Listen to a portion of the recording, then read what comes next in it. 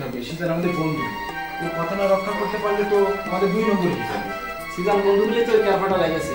শোন, যাই হোক কত ঠিকই, সিজন আমার যেহেতু বন্ধু, ওর কাজটা আমাকে করতে হবে।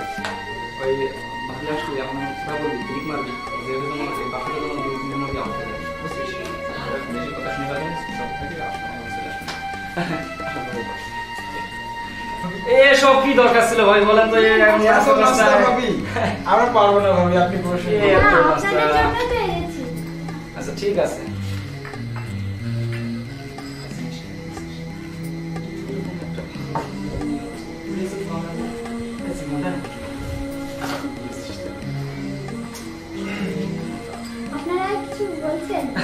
না ভাবি, আমরা বলছিলাম এত কিছু আয়োজন করেছেন, এর কেন দরকার ছিল কি?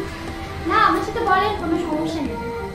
সমস্যা আর কি ভাবি, আসলে সত্যি কথা বলতে বলি,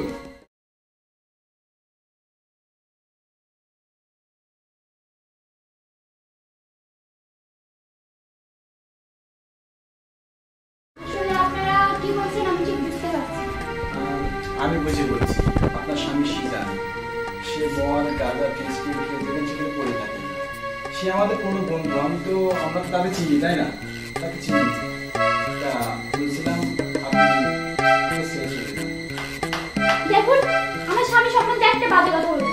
ভাবি রাখছেন কেন? ভাবি বলছিলাম কাজ করেন তো ভাবি, আমার ওই একটা লুঙ্গি টুঙ্গি দেন তো, বাথরুমে যাবো তো।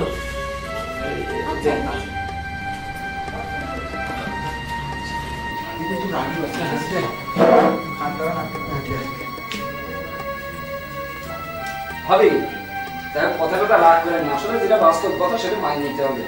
আপনি তো বোঝেন বিষয়, আপনার ভালো জন্যই বলছিলাম। আর এত রাগ মাগ করে কি কাজ